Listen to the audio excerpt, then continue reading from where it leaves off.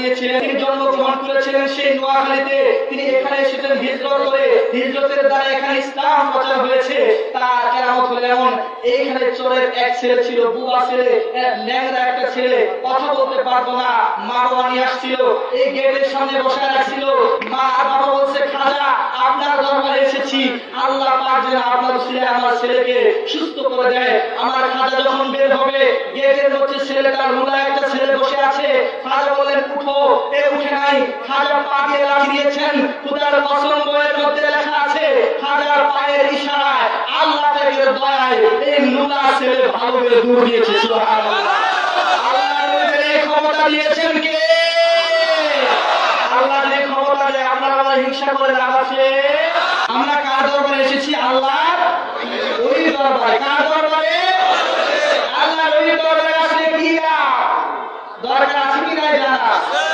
পবিত্র কুরআন আপনি খুলুন, 15 নম্বর পারা, সূরা কাহাফ আপনি খুলুন, দেখবেন আল্লাহ পাক এই সূরার মধ্যে শুধু আল্লাহর ওলিদের কথাই তিনি বলেছেন। الصلاة والسلام عليك يا رسول الله. الصلاة والسلام عليك يا حبيب الله. الصلاة والسلام عليك يا شفيع المذنبين. الصلاة والسلام عليك يا رحمة للعالمين. شباب الشدبور أعوذ بالله من بسم الله الرحمن الرحيم. إن الله وملائكته يصلون على النبي يا أيها الذين آمنوا صلوا عليه وسلموا تسليما. الله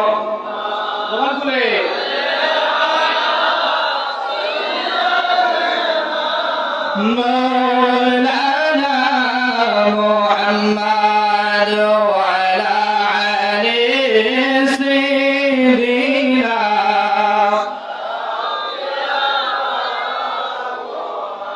তোরা দেখে যা আমিনা মায়ের কোলে, তোরা দেখে যা মধুপূর্ণিমারে সেথা চাঁদ দোলে, মধুপূর্ণিমারে সেথা চাঁদ দোলে, যেন ওষার কোলে রবি দোলে। তোরা দেখে যা, তোরা দেখে যা, সাল্লাল্লাহু আলা মুহাম্মদ।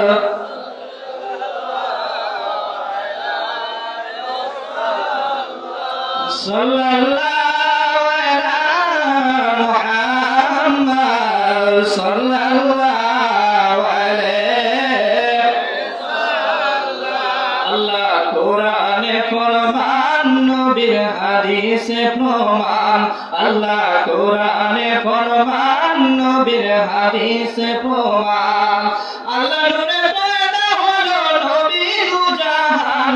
আরে আল্লাহ নূরে পয়দা হলো নবী দুজাহান। আল্লাহ কোরআনে ফরমান, মাশাআল্লাহ। আল্লাহ কোরআনে ফরমান, নবীর হাদিস। আল্লাহ নূরে পয়দা হলো নবী দুজাহান। আল্লাহ কোরআনে ফরমান, মান। আল্লাহ কোরআনে ফরমান, নবীর লা ইলাহা ইল্লাল্লাহ মুহাম্মাদুর রাসূলুল্লাহ সাল্লাল্লাহু আলাইহি ওয়াসাল্লাম। আলহামদুলিল্লাহ, প্রথমে কৃতজ্ঞতা আদায় করছি রব্বুল আলামিনের, যে রব্বুল আলামিন একজন সারা বিশ্ব বরণ্য একজন বাংলাদেশের মধ্যে সুলতানুল আউলিয়া হযরত খাজা বসির রহমতুল্লাহ আলাইহির পবিত্র রওজায় আমি অধমকে হাজিরে দেওয়ার তৌফিক দান করেছেন, সেজন্য রব্বুল আলামিনের দরবারে শুকরিয়া আদায় করি আলহামদুলিল্লাহ। লক্ষ কোটি দরুদ ও সালাম হুজুরে কায়নাত সরওয়ার নূরে আলম হুজুর নূর সাল্লাল্লাহু আলাইহি ওয়াসাল্লাম। আমি কদম মুছি জানাচ্ছি গাউসুল আজম বরফির আব্দুল কাদের জিলানী, খাজা গরিবের আওয়াজ আজমিরি সঞ্জিরি, হযরত খাজা মাইনুদ্দিন চিশতি।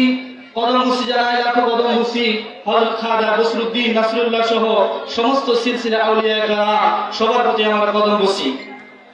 সম্মানিত হাজিরিন, আপনাদের প্রতি আমার প্রাণ ভরা সালাম। আসসালামু আলাইকুম ওয়া রাহমাতুল্লাহি তাআলা ওয়া বারাকাতুহু।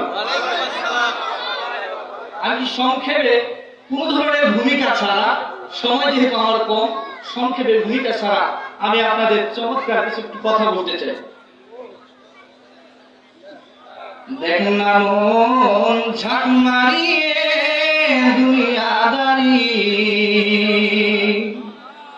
পরিয়ে কবনি ধারা,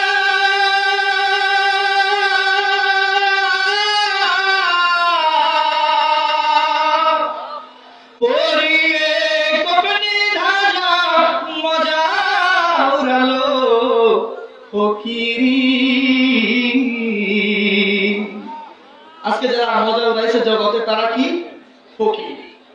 এই গানের মধ্যে কবিতার ভাষায় বলেছেন, আমরা যখন সমাজে চলাফেরা করি, ভূমিকা ছাড়া কথা, আমরা যখন সমাজে চলি দেখি আমাদের পাশে অনেক মানুষ আছে না?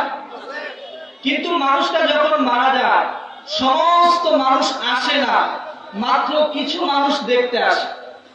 লোকটা যখন জানাজায় নেওয়া হয় আরো কিছু মানুষ কমে যায়, কবরস্থানে যখন নেওয়া হয় আরো কিছু মানুষ কমে যায়। মৃত ব্যক্তি দেখে দুনিয়াতে চলতে ফিরতে কত মানুষ, কেউ তো আসলো না। জানাজায় কিছু মানুষ আসলো, কবরস্থানে কিছু মানুষ, এরা তো আমার সাথে যাবে না। পরে দেখে কবরস্থানে মৃত ব্যক্তি দেখলো 3 জন মানুষ নামছে। মৃত ব্যক্তি মনে করে কেউ আমার সাথী না হলে এই 3 জন হয়তো আমার সাথী হবে।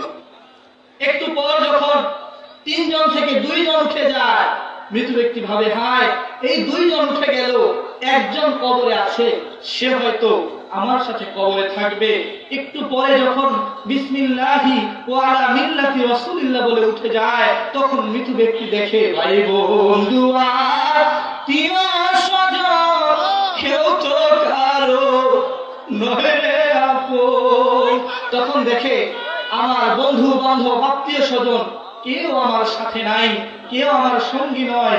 আমার হাদিস শরীফের মধ্যে আসছে, দুনিয়ার কেউ তোমার সঙ্গী নয়, দুনিয়ার কেউ তোমার সাথী নয়, কিন্তু কবরে তোমার একজন সাথী হবে, সেটা হলো মদিনার কামলিওয়ালা নবী, নবী মুহাম্মদুর রাসূলুল্লাহ।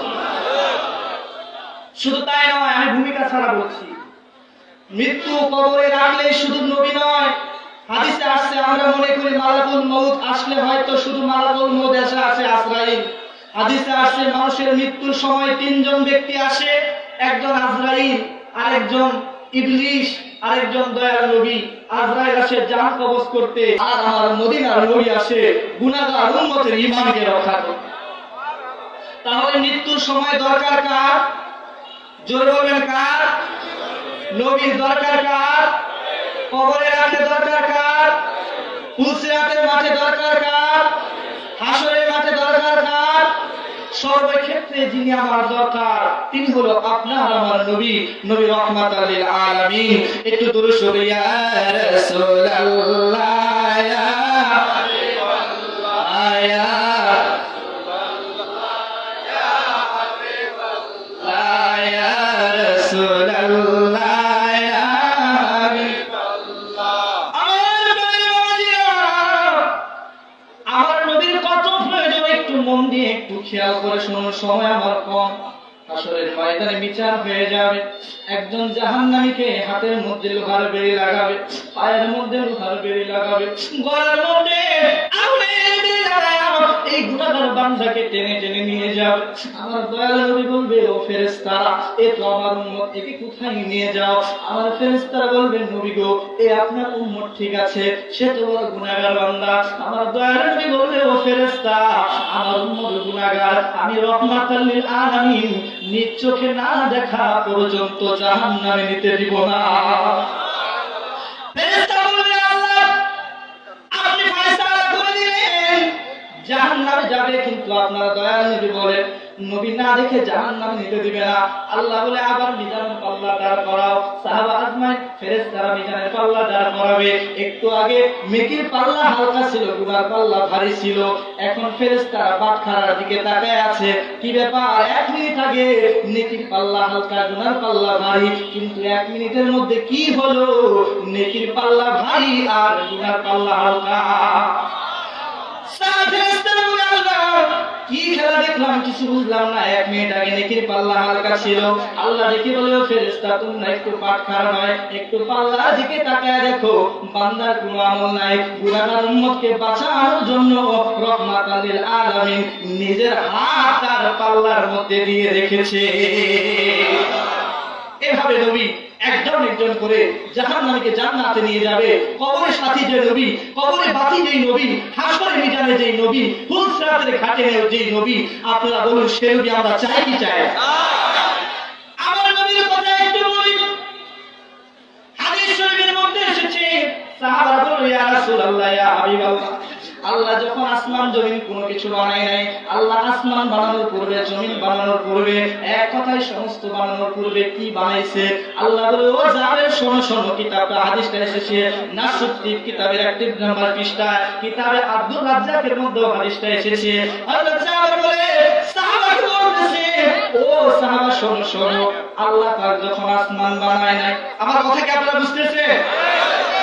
আল্লাহ যখন আসমান বানায় নাই, আল্লাহ যখন জমিন বানায় নাই, আল্লাহ যখন চাঁদ বানায় নাই, মানুষ বানায় নাই, জিন বানায় নাই, ফেরেশতা বানায় নাই, সমস্ত কিছু বানানোর পূর্বে আল্লাহ পাক তোমার নবীর নূরকে আপন নূর থেকে আলাদা করে তোমার নবীর নূরকে আল্লাহ সৃষ্টি করেছে। সমস্ত কিছুর পূর্বে আমার নবীর নূরকে আল্লাহ বানিয়েছেন। এরপরে বললেন, আমি শোনো, এরপরে যখন আল্লাহ আরশ কুরসি বানাইতে চাইলেন, আমি নবী মুহাম্মদের নূরকে 4 ভাগ করলেন। 1 খণ্ড নূর দিয়ে আরশ বানালেন, আরেক খণ্ড নূর দিয়ে লৌহ বানালেন, আরেক খণ্ড নূর দিয়ে কলম বানালেন, আবার 1 খণ্ড নূর থাকলো। এটাকে ভাগ করতে করতে 256 ভাগ করলেন। আল্লাহ রাব্বুল আলামিন 16 নাম্বার ভাগে আমি নবী মুহাম্মদের নূর দিয়ে আল্লাহ পাক আদমের দেহ সৃষ্টি করলেন। নূরে নূর তাজেলা, সে নূরের খবর জানো মন, নূরে নূর তাজেলা,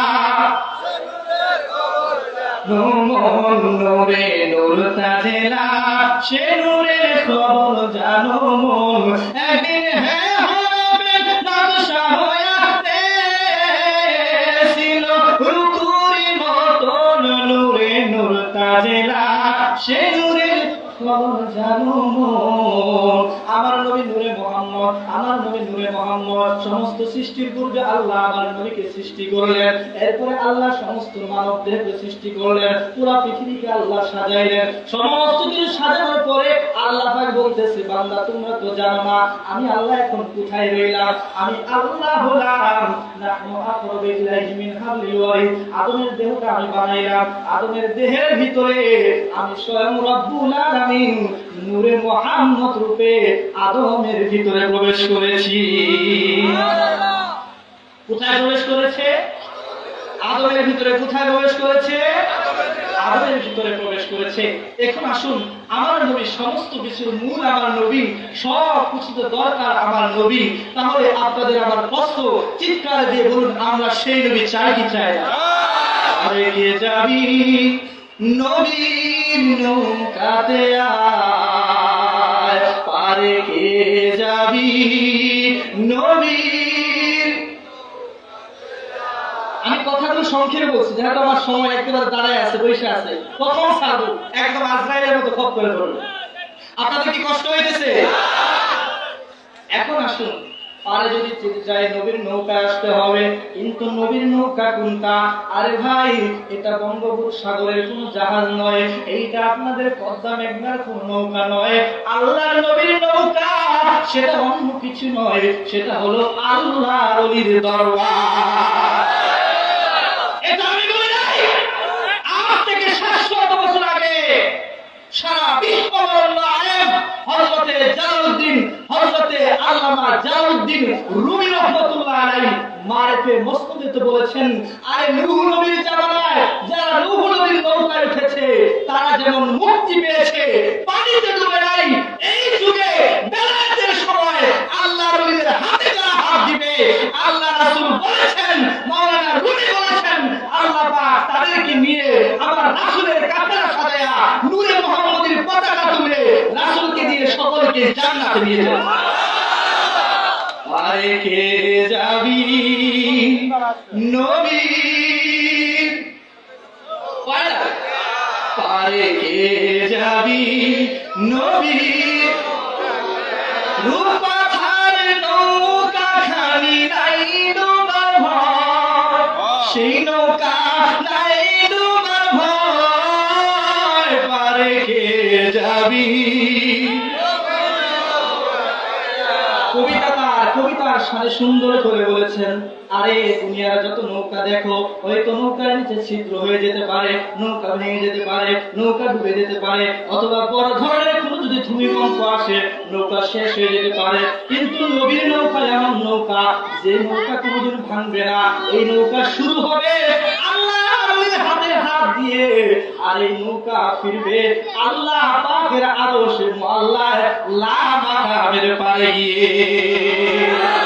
আমি নামো কাম ধরে যখন গেলাম ভিতরে, ও দেখি নজর করে। আমি আগেই বলছি কথাগুলো ভেঙে ভেঙে সংক্ষেপে বলতেছি, সময় যেহেতু 10 মিনিট হয়তো বাড়াই দিছে, তুমি বলা ধরে বলছি আলহামদুলিল্লাহ। আমি নামো কাম ধরে যখন গেলাম ভিতরে, ও দেখি নজর করে, আমার 70,000 পর দাঁড়ালে আমার কলবে তুমি বসা খাজা, কলবে তুমি বসা দয়াল মুর্শিদ শাহ, আমার দুই কুলেরি ভরসা, আমার দুই কুলেরি ভরসা খাজা মুর্শিদ শাহ। তাহলে আমার পাড়ের ভাইয়া, কবরে যদি নবী পেতে চাও, হাসরে যদি নবী পেতে চাও, হুঁশিয়ারে যদি নবী পেতে চাও, তাহলে নবী তো চলে গেছে আজ থেকে 1400 বছর আগে, তাহলে নবীকে পাবে কিভাবে? প্রশ্ন আসে কি নাই? এটা দূর করে সাল্লাল্লাহ।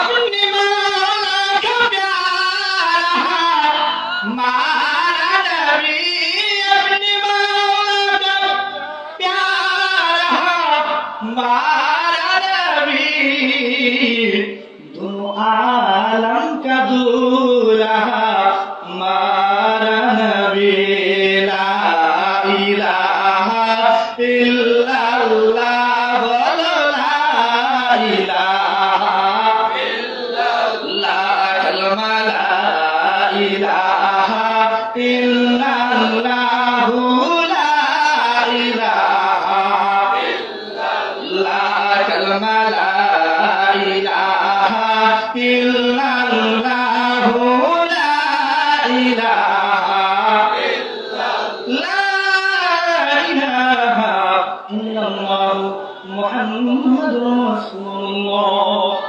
আজ আমি আপনাদের সামনে একটা আমলের কথা বলে যাই, যখনই খেয়াল করে শুনুন। আপনাদের খেয়াল আছে তো না এদিকে? যখনই আজানে একামতে কালেমায় যেখানে আমার রাসূলের নাম শুনবেন, দুটি বৃদ্ধাঙ্গুল একত্র করে মুখে চুমু খেয়ে চোখে লাগাবেন। তাফসীরে জালালাইনের সূরা আহজাবের 56 নম্বর আয়াতে 6 নম্বর হাসিয়াতে এসেছে, আল্লাহ রাসূল বলেন, ক্বাবিলুল্লাহু মিনাল জান্নাহ, আমি নবীর নাম শোনার পরে মুহাব্বতে চুমুকে চোখে যদি কেউ লাগায়, ক্বাবিলুল্লাহু মিনাল জান্নাহ, আমি রাসূল তাকে নিয়ে জান্নাতে প্রবেশ করব। হযরত বেলাল মসজিদে আযান দিয়েছেন, এমন সময় মসজিদে আল্লাহ আশহাদু আল্লা ইলাহা ইল্লাল্লাহ ওয়া আশহাদু আন্না মুহাম্মাদুর রাসূলুল্লাহ বলা হলো। মসজিদের বাইরে হযরত আবু বকর দাঁড়িয়ে আছেন। যখন নবীর নাম শোনা হয়েছে চুমুকে চোখে লাগিয়েছেন। আমার নবী হযরত আবু বকর ডেকে বলে, ও আবু বকর, কি ব্যাপার, আমার নাম শোনার পরে কেন তুমি চোখের মধ্যে লাগাইলা? আবু বকর বলে, ইয়া রাসূলুল্লাহ, ইয়া হাবিবাল্লাহ, আপনার নাম যখন আমি শুনলাম আমার কলিজাটা ফেটে গেল। নবী গো, আপনার মুহাব্বতে নাম শুনে চোখে লাগালাম। আমার রাসূল বলে, আবু বকর, আমি নবী মুহাম্মদকে ভালোবেসে চোখে তো লাগাও নাই, তোমার উপরে জাহান্নামের আগুনকে তুমি হারাম করে নিয়েছো। তাহলে আল্লাহ আমরা করতে পারবো কি পারবো না? এখন আসুন, বলছিলাম নবীর নৌকা কোনটা? একজন আল্লাহর ওলির হাত দিলে, একজন আল্লাহর ওলির দরবারে গেলে, মাওলানা জালালউদ্দিন রুমি রাহমাতুল্লাহ আলাইহি বলেন সেটা হলো আল্লাহর ওলি। আল্লাহর ওলির নৌকাই হলো নবীর নৌকা, এই নৌকাতে উঠলে ডুবার কোনো চিন্তা থাকে। এখন আসুন বললাম, আল্লাহ পাক রাসূলের নূরকে ভাগ করে আরশ কুরসির হুকমান মারলেন, আর এক খণ্ড নূর বাকি থাকলো। রাসূল বলতেছেন ওই নূরকে আল্লাহ 4 ভাগ করলেন। এক ভাগ দিয়ে আল্লাহ আরশের ফেরেশতা বানালেন, আরেক ভাগ দিয়ে 4 জন বড় ফেরেশতা বানালেন, আরেক ভাগ নূর দিয়ে আল্লাহ সমস্ত ফেরেশতা বানালেন। আরেক খণ্ড নূর বাকি থাকলো, ওই এক খণ্ড নূরকে আল্লাহ 4 ভাগ করলেন। এক খণ্ড নিয়ে কালেমার নূর বানালেন, আরেক খণ্ড দিয়ে ঈমানের মুমিনের কলবের নূর বানালেন, আরেক খণ্ড দিয়ে আল্লাহ পাক মানুষের মাথার যে শক্তির নূর বানালেন। আল্লাহ রাসূল বলে আরেক খণ্ড নূর বাকি থাকলো, ওই এক খণ্ড নূর দিয়ে আল্লাহ পাক পুরো আদমের দেহটাকে সৃষ্টি করেছেন। এখন আপনাদের আমি ভাঙাচোরা কথা বলছি, আমার সময় কম, মাথার একটা চাপ থাকে। আমরা যখন নামাজ পড়ি আমরা কি করি? জোরে বলেন, কি পড়ি? এই নূরে মুহাম্মদের কথা বলতে হয়। এই নূরে মুহাম্মদের সঠিক শিক্ষা আমাদের থেকে উঠে গেছে, যার কারণে আজ মুহাম্মদের সঠিক পথ আমরা পাই না, ঠিক কি না? তাহলে দেখুন, আমরা যখন নামাজ পড়ি নামাজের মধ্যে 4টা সূরত হয়। আমি যখন নামাজের মধ্যে সোজা হয়ে দাঁড়াই একটা রূপ, আবার যখন রুকুর মধ্যে যাই আরেকটা রূপ, যখন সিজদায় যাই তখন আরেকটা রূপ, সিজদা থেকে যখন বসি তখন আরেকটা রূপ। তাহলে কয়টা হলো? সোজা হয়ে যখন দাঁড়াবেন ঠিক দেখতে আলিফের মতো দেখা যাবে, রুকুতে যখন যাবেন ঠিক দেখতে হায়ের মতো দেখা যাবে, সিজদায় যখন যাবেন ঠিক দেখতে মিমের মতো দেখা যায়, সিজদা থেকে যখন আত্তাহিয়াতু শুরুতে বসেন তখন তালের মতো দেখা যায়। দাঁড়ালে আলিফ, রুকুতে হা, সিজদায় মিম, বসলে পরে তাল। কয়টা শব্দ হইল? একটা হলো আলিফ, হা, মিম, দাল। 4টা শব্দ যদি মিলানো হয় তাহলে সেটা হয়ে যায় আমার নবীর নাম আহমদ। আহমদি ওযু ধরো, নূর চিনিয়া সিজদা করো, নবীর উম্মত যে জন। কথাটা কেন বললাম? আমি আদমের ভেদ করেছি, আমার নামাজের রূপের কথা বলেছি। তাহলে বুঝা গেল নামাজ যদি সঠিক জানতে চাও তাহলে একজন আদমের কাছে আমার দিল কাবাতে দিন দরজারে, আমার কালেমে যায় জানা, ওরে মুর্শিদের কাছে বুঝো ঠিকানা। যদি সঠিক নামাজ জানতে চান, আমি আপনাদের প্রশ্ন করি, উত্তর দিবেন আপনারা। এখানে বিভ্রান্ত কেউ ছড়াবেন না। যদি না বুঝেন তাহলে আমাকে বলবেন। আমাদের জন্য কয় ওয়াক্ত নামাজ ফরজ? জোরে বলেন, কয় ওয়াক্ত ফরজ? ফজর, যোহর, আসর, মাগরিব, ইশা। ফজর নামাজ নাজিল হয়েছে হযরত আদম নবীর উপরে, যোহরের নামাজ নাজিল হয়েছে হযরত মুসা নবীর উপরে, যোহর আসরের নামাজ নাজিল হয়েছে হযরত দাউদের উপরে, মাগরিবের নামাজ নাজিল হয়েছে হযরত ঈসার উপরে, ইশার নামাজ নাজিল হয়েছে হযরত ইব্রাহিমের উপরে। তাহলে ফজর হলো আদম, যোহর মুসা, আসর দাউদ, মাগরিব ঈসা, আর ইশা হলো ইব্রাহিম। আপনারা বলুন, আমরা কোন নবীর উম্মত? আদম নবীর উম্মত, ঈসা নবী, মুসা নবী, দাউদ নবী, ইব্রাহিম নবী। কারণ আসর নামাজে আদম থেকে শুরু করে ইব্রাহিম আছে, তাহলে মুহাম্মদী নামাজও তো আছে কিনা? সেই মুহাম্মদী নামাজ যদি জানতে চান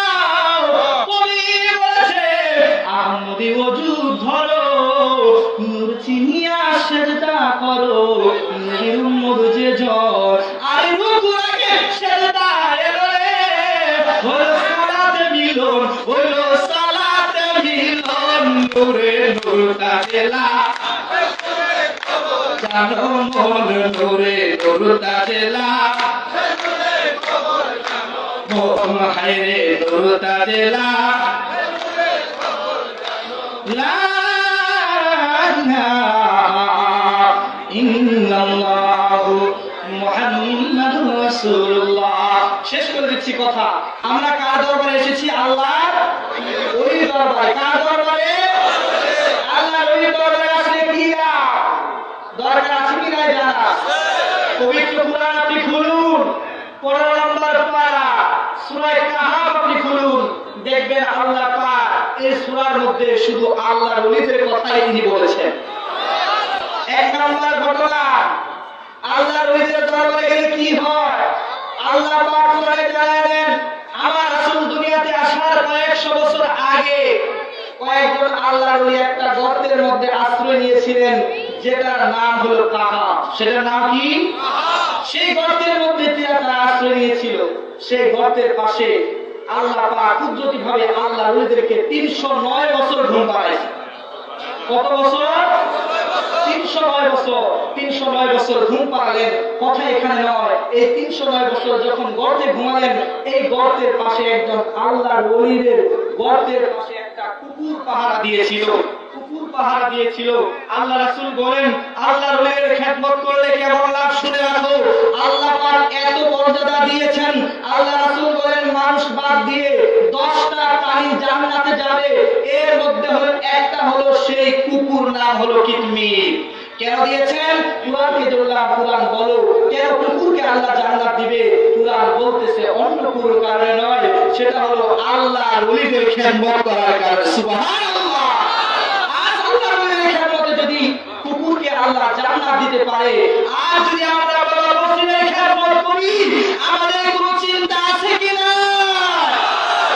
দ্বিতীয় ঘটনা শেষ করে দিচ্ছি। এমন আল্লাহর ওলিদের ক্ষমতা, মুসা নবী বললেন, আমি সবচেয়ে বড় জ্ঞানী। আল্লাহ বললেন, মুসা তোমার কথা আমার পছন্দ হয় নাই, আমার একজন জ্ঞানী বান্দা আছে যিনি ইলমে মারিফতে পারদর্শী, ইলমে বেলায়েতে পারদর্শী। মুসা বললেন, আমি দেখতে চাই। আল্লাহ বললেন, একটা কাঁচা মাছ নাও, ভাজবা, সমুদ্রের পাড়ে যাবা, এই ভাজা জীবিত হয়ে যেখানে লাফ দিবে ওই জায়গায় আমার সেই বেলায়েতে বান্দাকে দেখতে পারবা। সময় শেষ করে শেষ। মুসা আলাইহিস সালাম মাছ নিয়ে গেলেন, কাঁচা মাছ নিয়ে গেলেন, ভাজা মাছ ভাজলেন, সমুদ্রের পার দিয়ে যাচ্ছেন, দুই সমুদ্রের মাঝখানে জায়গায় সেই মাছ জীবিত হয়ে সমুদ্রের মধ্যে লাফলো। সুবহানাল্লাহ। মুসা নবী গেলেন, গিয়ে দেখেন একজন বান্দা বসে আছে। জিজ্ঞাসা করলেন, কে? বলতেছে, আমি মুসা। আপনি কে? বলতেছে, আমি আল্লাহর বান্দা হযরত খিজর আলাইহিস সালাম। মুসা হলেন নবী, খিজর হলেন আল্লাহর ওলি। আল্লাহ বলতেছেন, মুসা আল্লাহর ওলির কাছে একটু যাওয়া দরকার। মুসার মান সম্মান এখানে কমানোর বিষয় উঠে যায়। আল্লাহ পাক যে ওলির দরবারে বেলায়েতি শিক্ষা বোঝানোর জন্য দিয়েছেন, এটা আমি এখানে বলছি। হযরত খিজরকে পাঠালেন। খিজরকে বলতেছে, ও ও ও খিজর, আমি তো একটু বেলায়েত শুনতে চাই। খিজর বলেন, আপনি ধৈর্য ধারণ করতে পারবেন না, চলেন দেখি কেমন ধৈর্য ধারণ করতে পারেন। হযরত খিজর চলেন, সংক্ষেপে বলি, নৌকা দিয়ে পার হলেন। যে নৌকা দিয়ে পার হলেন, খিজর আলাইহিস সালাম নৌকা ছিদ্র করে দিলেন। মুসা বললেন, কুরআনের ঘটনা, খোদার কসম, কুরআনের সূরা আহজাব। মুসা নবী বলতেছেন, আপনি কেন নৌকা ছিদ্র করলেন? লোকটা তো বিনা টাকায় পার করলো। খিজর বলতেছেন, এই যে প্রশ্ন করলেন, আপনি তো বেলায়েত অর্জন করতে পারবেন না। মুসা বললেন, প্রশ্ন করবো না। সামনে গেল, ছোট্ট একটা বাচ্চাকে ধরে খিজর আলাইহিস সালাম হত্যা করলো। মুসা বললেন, কেন হত্যা করলেন? বলে, এই যে বেলায়েতে আপনি প্রশ্ন করেছেন, বেলায়েতে প্রশ্ন করা যায় না, পীরে যাহা বলে তাহাই চোখ বুজে দেখতে হয়, ঠিক কিনা? এরপরে মুসা নবী আবার চললেন, একটু করে যাওয়ার পরে একটা পরে যাওয়ার সুজা করে দিলেন। মুসা নবী বললেন, কেন আপনি পরিশ্রম ছাড়া এটা তুলে দিলেন? খিজর বললেন, আপনি প্রশ্ন করেছেন 3 বার, আপনার মতো শরীয়ত নিয়ে আপনি যান, আমার বেলায়েত নিয়ে আমি চলে গেলাম। তবে শুনে রাখুন, প্রশ্ন আপনি যে করেছেন, আমি সেই যে নৌকা ছিদ্র করেছিলাম, কারণ হলো ওই নৌকার পিছনে এক জালেম বাদশা ছিল। যদি ভালো নৌকা দেখতো তাহলে সেই নৌকা নিয়ে যেত। আমি ছিদ্র করে দিয়েছি, যার কারণে ওই বাদশা আর নৌকা নিতে পারবে না।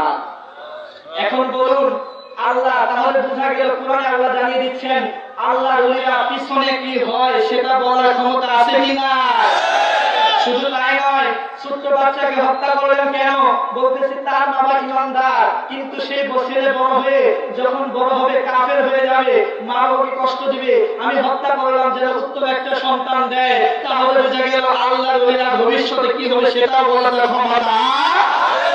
এরপরে বলতেছেন আপনি কেন সেই দেওয়ালটা সোজা করে দিলেন। বলতেছে দেওয়ালের নিচে দুইজন এতিম বাচ্চার সম্পদ ছিল, দেওয়ালটা পড়ে গেলে মানুষ সম্পদ নিয়ে নিত, সোজা করে দিলাম, বড় হলে সম্পদ পাবে।